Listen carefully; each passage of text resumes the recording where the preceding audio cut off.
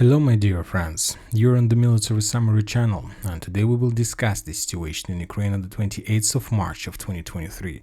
Today we have a lot of very interesting updates, so let's start. We can say that today we have at least 5 confirmations about the advance of Russian forces on the territory of Ukraine, and the most important are coming from the Donbas front line.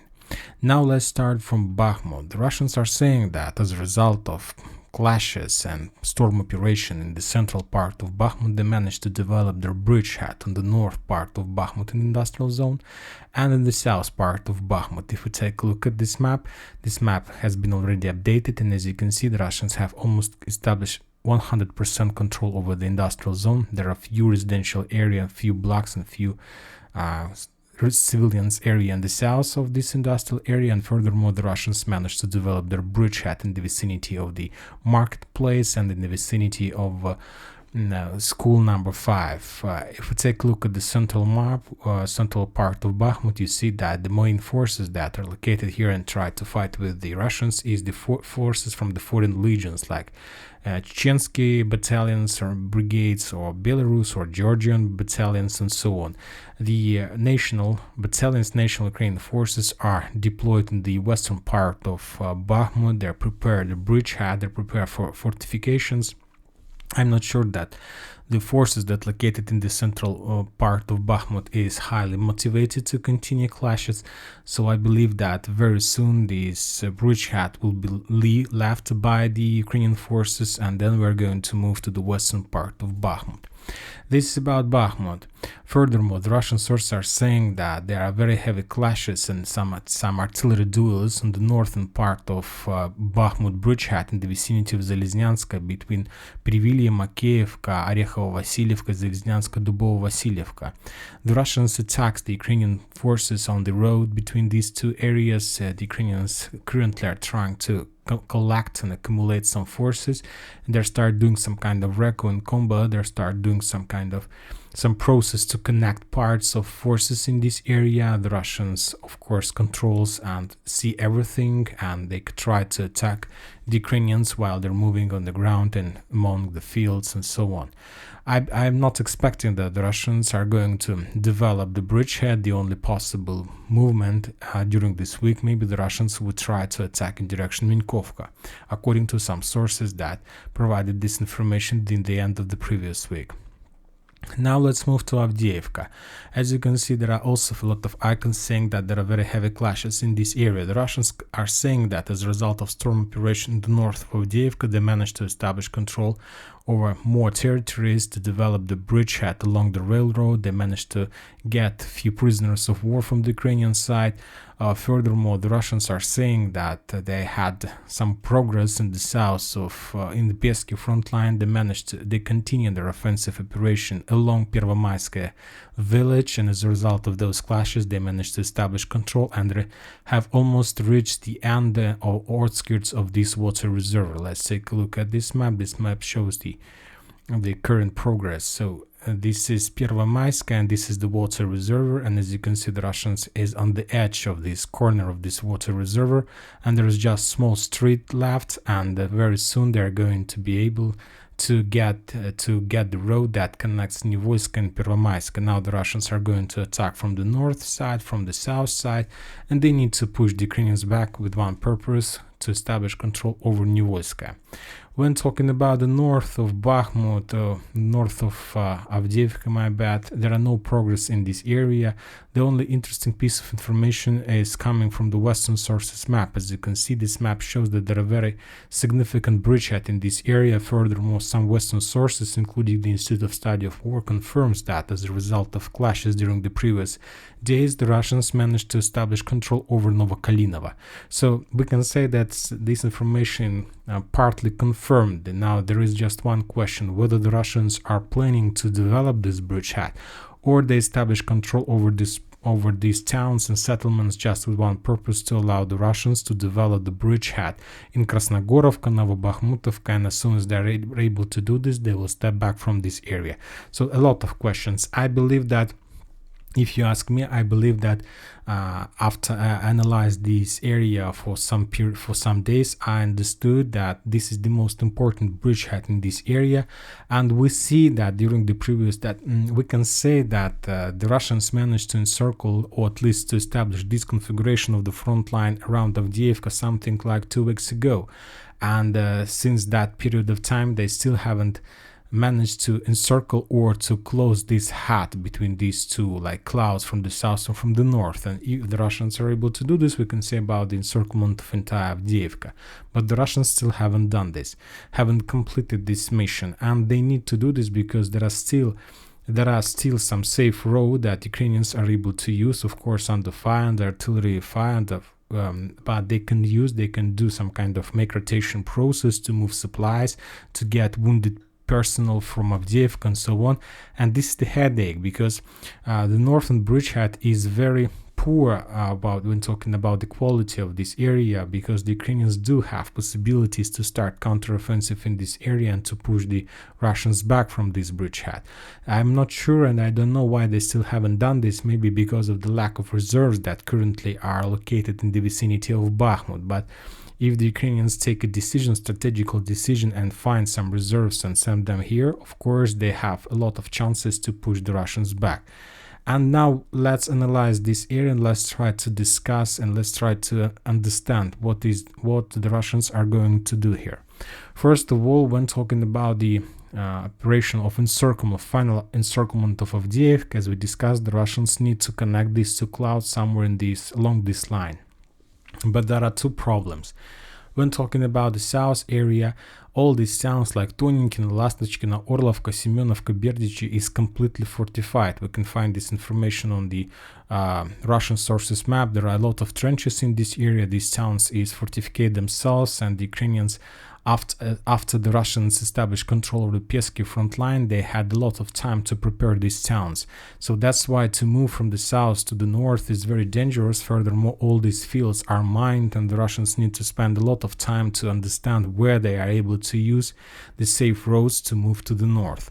And when talking about the north part, there are no problems with this, because the Ukrainians they didn't suppose and they didn't expect that the Russians are able to create such a salient on the north of Avdiivka. So this territory is less fortified in comparison with the south area. But there are two problems in this area for the Russians, two barriers, and I'm talking about the railroad that goes from Achertin in direction of Novobakhmutovka and from Achertin in direction of Avdiivka. And this is a very powerful and very big, painful barrier for the Russians. And the problem is that if the Russians want to continue encirclement operation of Avdiivka, they need to have support from armored vehicles. So usually when the Russians attacks or storm operation on Donbass front line, first they're sending tanks, 2 or 3 tanks that using their ammo and shells, they're attacking the Ukrainian fortifications. Of course, before that, they're using air bombs and artillery systems. Then they're sending tanks, and as soon as tanks are doing their job, they're sending armored vehicles with the stormtroopers. And after that, stormtroopers establish control over these or that trenches. And this railroad is a very big problem for the Russians, because it is very difficult to cross this railroad with tanks and armored vehicles for many reasons, and technically it's not an easy job, and it takes more time, and these railroads, of course, is under fire control, and every minute can cost a lot of lives during the offensive operation. Furthermore, you need to accumulate some forces, you need to find a way where you can cross these railroads, and after that you are able to start storming of Berdichi or these towns between these on this neck. So, and if we are talking about, let's say, Keramik, as according to the Institute of Study of Wars and more Western sources, this town is already in Russian control. There is no such a problem, because the Russians are able to send their tanks and armored vehicles through Novobakhmutovka, through this cross, through this interception, and after that they can find their tanks in Novokalinovo, in this town. So there are no problems to accumulate and collect forces in the vicinity of Novokalinovo. That means that, and currently the Institute of Study of Wars and Western sources are saying that the Russians, after taking control over this town, are doing some kind of accumulation process. They're sending reserves, they're moving manpower, then they try to analyze and figure out what to do next. So as I understand, and I expect that the next week or maybe this week the Russians are going to activate this small salient and to start their movements in direction of Vachertina, and after that in direction of Arkhangelska. So the Russians will try to develop this bridgehead, and if the Russians are able to establish control over the small railroad station Archertina, this one, of course, the Russians will be able to reduce the logistic possibilities of Ukrainian army, and the most important, there is a lot of places where the Russians are able to cross the railroad and to accumulate their forces on the south part of Archertina, and after that the Russians will be able to start their movements to the south from this area, let's say in direction of Bakhmutovka, Berdych and Semenovka. So by this attack, by this development, the Russians are able to encircle and to complete encirclement process on Avdiivka without attacking this fortification area between Berdych, Semenovka, Orlovka, Lastочкина. And to compare these two operations, I believe that the northern operation of attack in direction of Archertina is less difficult in comparison with this one. And the reason is that the Russians are able to use their armored vehicle fists, their tanks, to attack in this area. The Ministry of Defense of Russian Federation reported that as a result of clashes during the previous 24 hours, the Ukrainians lost 240 soldiers, 12 armored vehicles, and 1 artillery system D-30 on Donetsk front line from Avdiivka to Bakhmut. I'm not sure that the number of losses of Ukrainians in Bakhmut were included in that number, because this is an area of responsibility of Wagner's, and I believe that maybe they are not sharing the numbers, or maybe the Ministry of Defense are not including the numbers of losses of Ukrainians that were dealt by the private military companies. Another interesting piece of information coming of Avdiivka, if you remember the previous 2 days, the Institute of Study of War were saying that, first they were saying that Wagner's took a decision, or the Ministry of Defense of Russian Federation took a decision to redeploy some groups of Wagnerians in direction of Avdiivka to help the Russian forces to improve the bridgehead and to complete the encirclement operation of Avdiivka. Yesterday, the Institute reported that the Wagnerians are already there and they're doing this job, and today the Russian sources, some Russian press units ask questions Prigozhin, the head of Wagner's, whether there are some forces in Avdiivka, Wagner forces, or not. And Prigozhin told us that there are no Wagnerians in the vicinity of Avdiivka, just the regular Russian army in the vicinity of this town. He told us that he was not going to send any forces there, so we understand that maybe for some reason or Prigozhin is going to hide some information and not to make some kind of disclaimers and not to tell the secret type of info, or the Institute of Study of War were speculating on this on the base of this information during the previous days. Very interesting. We are going to understand this very soon, I believe so. And of course, when talking about the south part, as we discussed, according to latest information we have, the Russians controls this part of Pervomaiskaya and the northern bridgehead of Pesky, and of course the main corner, the main interception, the main area that the Russians need to establish control over is this blue cloud. The Russians need to get control over this town with one purpose. They will be able to cut the road that connects Nivolskaya and Bakhmut and Pervomaiskaya. And after that, the Ukrainians will lose a very powerful artillery positions that they have on the west part of Nivolskaya that the Ukrainians are using to attack the Russian forces who try to attack Marinka, Novomykhailovka, and of course the Russian forces who tries to advance in this north of Pesky front line. This is a very important artillery position, very close to the combat line, and this is a very big pain in Russian plans, so that's why they need to focus in this area as well. Furthermore, a lot of sources are saying that the Russians continue reducing the gray zone between Krasnogorovka and Staromykhailovka, and they're trying to show us, or they're trying to make us to believe that the Russians are going to start the storming process of Krasnogorovka. It's a very difficult decision, to tell the truth, if the Russians took such kind of decision, because it's going to be another bloody operation with heaviest losses from the Russian side, the same as in Marinka and Pesky. very difficult. To tell the truth, I don't believe that the Russians are going to do this, but maybe they're going, maybe they have some kind of plan, or maybe they're going to use their guided bombs more often or something like this. Another advance that we were talking about, advances are coming from Liman front line, and this information confirmed by many maps like Deep State, like Russian sources map, and so on. And the Russians are pushing in direction of Tarskoye and this area, and they have already got the outskirts of this small village. And this is a very small village, but anyway, this bridgehead, Ukrainians uses this bridgehead to supply and support their forces from Liman in Kremenaya and in Yampolovka. And so this is the progress. Not much information we can find in the open source, but anyway, the only fact that they're moving in this direction. The Russians are saying that the result of clashes on Liman front line during the previous 24 hours, the Ukrainians lost 125 soldiers, 7 armored vehicles, and 1 artillery system Gvozdika. There are very heavy clashes as well. As you can see, the level of losses is very high. After a small operational pause, the Russians restored the pressure and continued their movements in this direction. When talking about Kupiansk front line, the picture is the same as we saw yesterday and the day before yesterday, without any changes on the ground. The Russians are saying that as a result of clashes in this area, the Ukrainians lost 65 soldiers and 5 armored vehicles, and there were no artillery duels, or the previous artillery duels wasn't very effective from the Russian side. Now let's go to the South Donetsk and Zaporozhye area.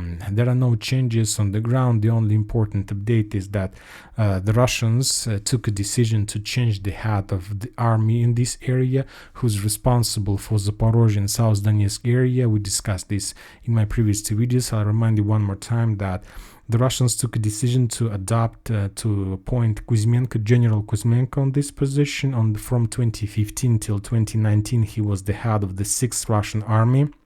And after that, till the beginning of the special military operation, he was a teacher in Russian General Staff Academy. So as you can see, he is very experienced when talking about his experience of when he was the head of commander of the 6th Army, and he also is very educated when talking about the fact that he is, let's say, he's doctor in military science, we can say, because he was a teacher in the most powerful, most important military academy of Russian Federation. So he is the man of science and a man of practice as well.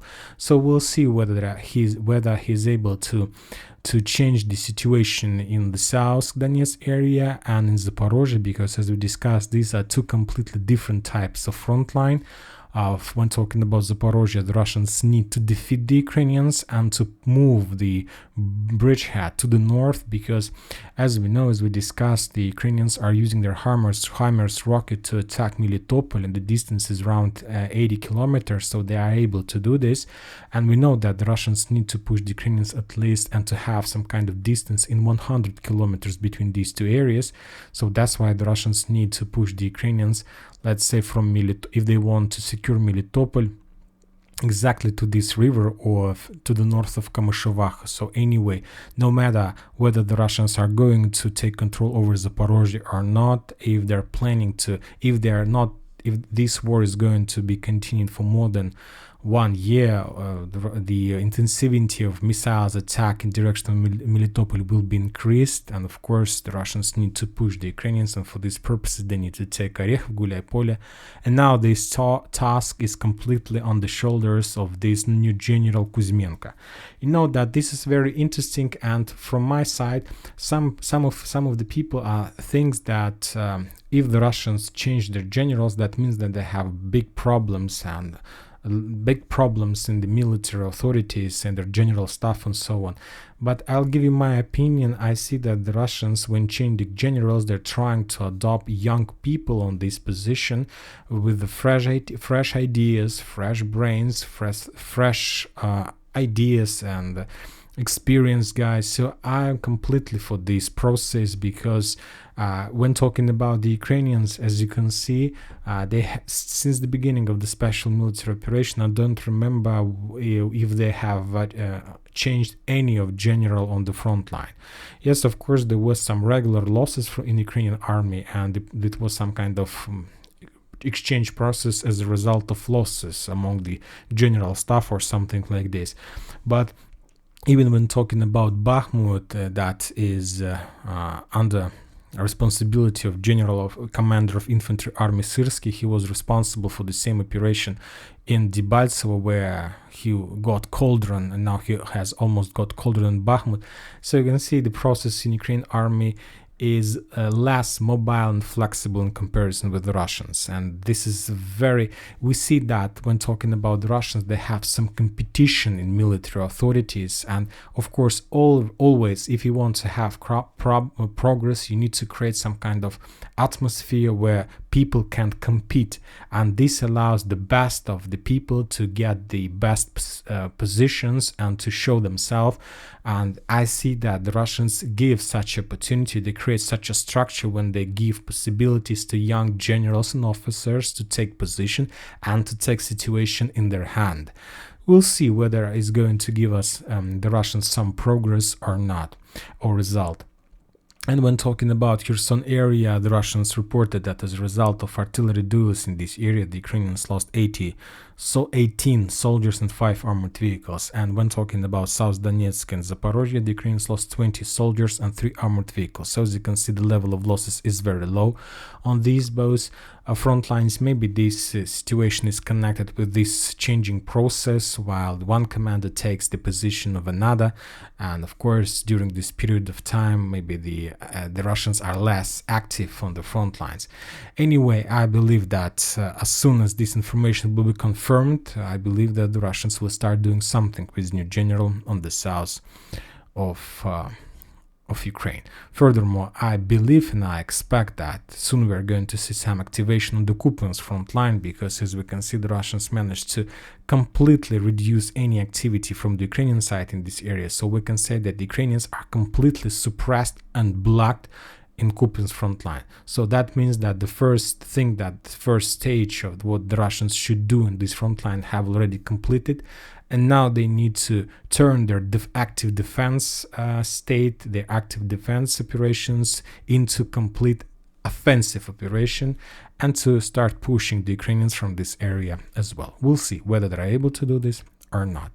And that's it for today. Military Summary channel reminds you that we condemn any violence in Ukraine. Thank you for your watching. Subscribe to my channel, put your likes, join my Patreon, and have a good day. Bye bye.